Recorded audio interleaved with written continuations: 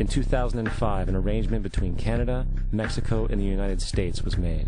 This arrangement, unannounced to the public, unregulated by Congress, merges the United States, Mexico, and Canada into one entity, erasing all borders. It's called the North American Union, and you might want to ask yourself why you've never heard of this. In fact, there is only one mainstream reporter who has actually heard of and has had the courage to cover this issue. The Bush administration's open borders policy and its decision to ignore the enforcement of this country's immigration laws is part of a broader agenda. President Bush signed a formal agreement that will end the United States as we know it, and he took the step without approval from either the U.S. Congress or the people of the United States. It's a deal that few have even heard of. It's being done again by very few people at the very top on behalf of the investment class, but the working class of people, political officials across our country, from communities, from cities and so forth, they don't know anything about this.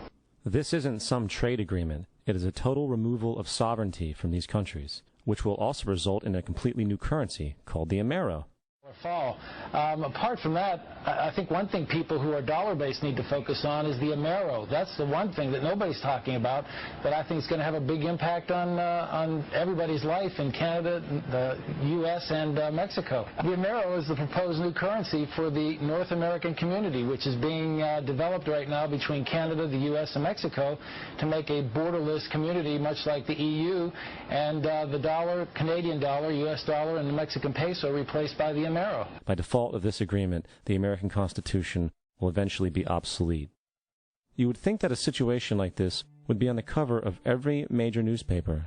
That is until you realize that the people who are behind this movement are the same people behind the mainstream media, and you are not told what you're not supposed to know.